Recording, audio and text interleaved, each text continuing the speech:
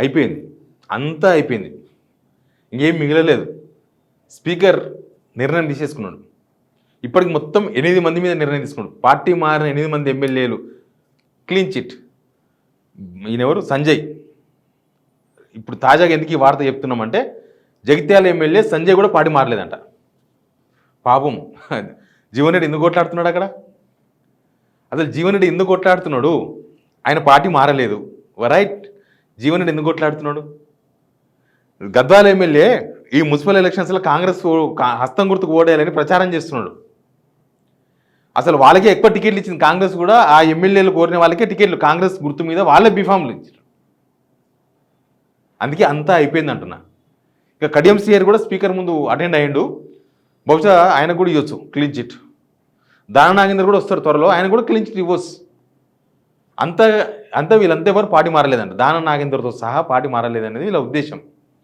ఇక ఇంతకన్నా ఈయన శంషా నీళ్ళు పోసుకొని దానిలో దుంకడం బెటర్.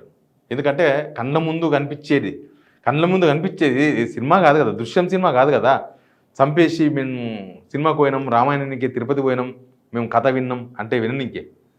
కానీ ఇంత పచ్చిగా స్పీకర్ గారు ప్రకటించేసారు. మనం స్పీకర్ గారిని తప్పు పట్టలేం. ఎందుకంటే స్పీకర్ మీద ఏదో ఎవరిదో ప్రెషర్ ఉంటుంది, స్పీకర్ మీద ఎవరి ప్రభావం ఉండొచ్చు.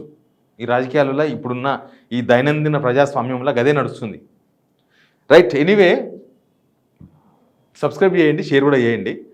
అసలు మిగతా 7 మంది ఎమ్మెల్యేలు క్లీన్ చిట్ మొన్ననే అయిపోయింది.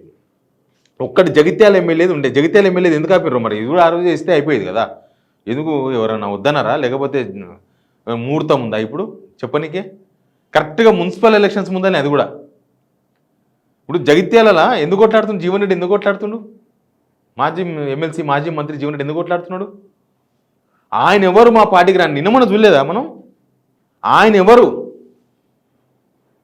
ఆయనకి ఎందుకు ఇంపార్టెన్స్ ఇస్తున్నారు? ఆయన కాంగ్రెస్ కండవాలేసుకుని కూర్చుంటాడు. పాపం స్పీకరు ఆయన మనసు చంపుకుంటుండా లేకపోతే ఏం చంపుకుంటుండో తెలుస్తలేదు.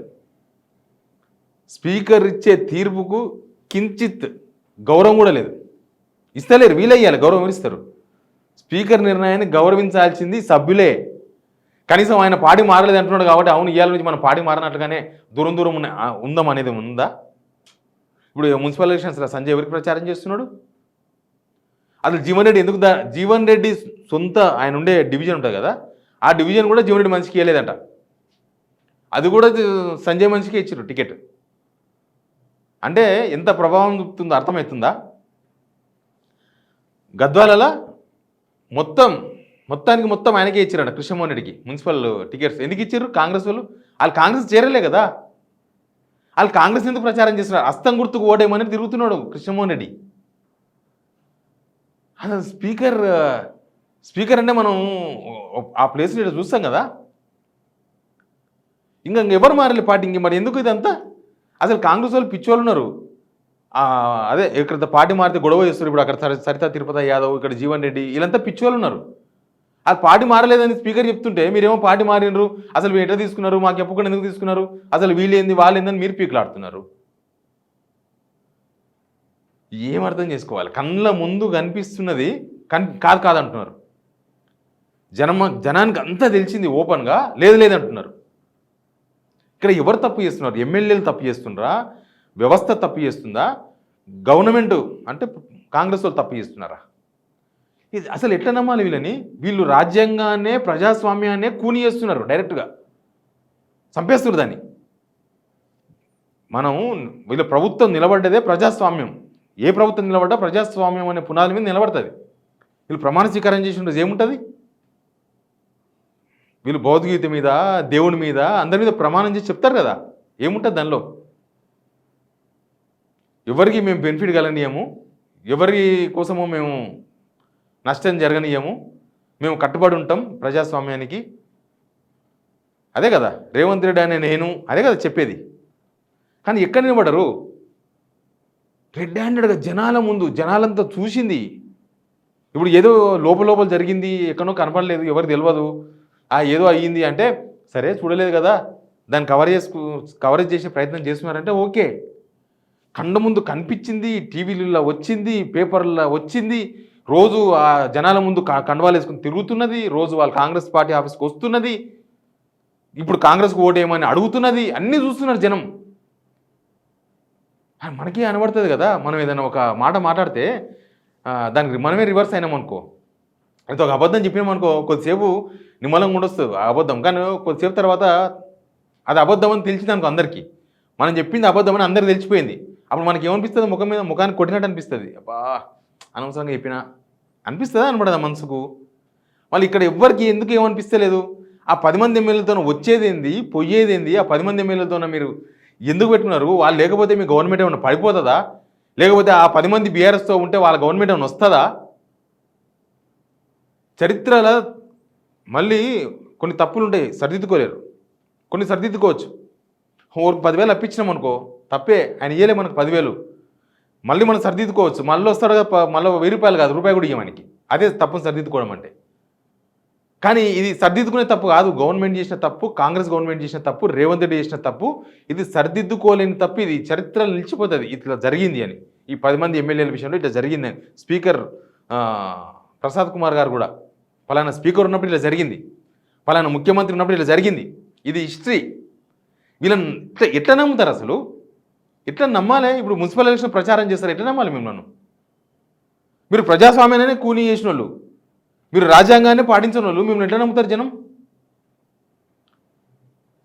చాలా ఆశ్చర్యం వేసింది. ఎంత ఆశ్చర్యం అంటే ఇట్లా కూడా ఉంటుందా అంటే, మేము ఎన్నో సంవత్సరాల నుంచి ఎంతోమంది స్పీకర్లను చూసినాము, ఎన్నో గవర్నమెంట్లను చూసినాము, ఎంతోమంది పార్టీ మారిన వాళ్ళని చూసినాము, అందరిని చూసినాము. కానీ ఇప్పుడు చాలా ఆశ్చర్యంగా నడుస్తుంది. పోనీ ఇంకొక 16 మంది 17 మంది బీఆర్ఎస్లను చేర్చుకొని ఇదంతా ఏదో కొట్టేసినట్టు అట్లా కూడా ఒకసేపు యాక్సెప్ట్ చేయొచ్చు, రాజ్యాంగంలో అదొక లూప్ హోల్ ఉంది కాబట్టి సరే చేసిర్రు అనుకోవచ్చు. అట్లా కూడా వేయలేదు, దొంగతనం చేసిర్రు. అందరికి తెలుసు, సీసీ ఫుటేజ్ ఉంది,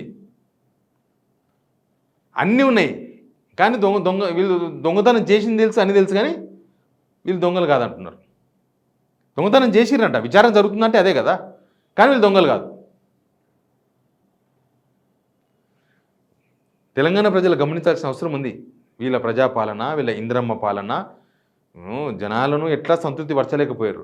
కనీసం రాజ్యాంగపరంగానైనా సంతృప్తి పరచాలి కదా. ఇప్పుడు సంక్షేమ పథకాలు, డెవలప్మెంట్ ఏం లేదు మీ గవర్నమెంట్లో, కనీసం మీరు ప్రజాస్వామ్యబద్ధంగానైనా కనబడాలి కదా జనాలకి. అరే ఏం చేయకపోయినా ఏం లాభం చెప్పు, ఏం లాభం, ఏమి లాభం. మేము అందరిని కలుస్తున్నాం, మేము పేద ఇంటికి వెళ్ళి వచ్చినాం, మేము అందరినీ ఏదంటే అది ఇస్తాం, ఏమొచ్చింది, జనాలకి ఏమి ఇవ్వలేదు, డెవలప్మెంట్ కనబడలేదు.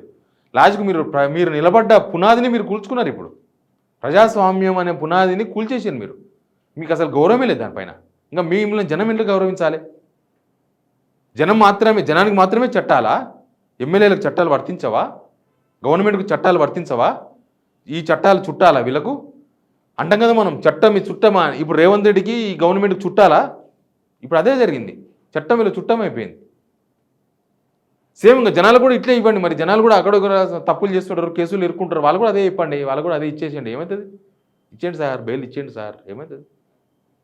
ఎనీవే ఈ 10 మంది ఎమ్మెల్యేల ఇష్యూలో సుప్రీంకోర్టు కొద్దిగా లూజ్ వదిలేసింది. అక్కడ చీఫ్ జస్టిస్ మారిన తర్వాత లూజ్ వదిలేసిండ్రు. అంటే అంత సీరియస్ లేదు, అంతకుముందు గవాయి గారు అంత సీరియస్గా లేదు కేసు. వదిలేసే వరకు వీళ్ళు మొత్తం చెలరేగిపోతారు, పెట్టరేగిపోతారు. కానీ వీళ్ళు ఏమనుకుంటున్నారంటే వీళ్ళ ఇంటిని వీళ్ళే తగలబెట్టుకుంటున్నారు.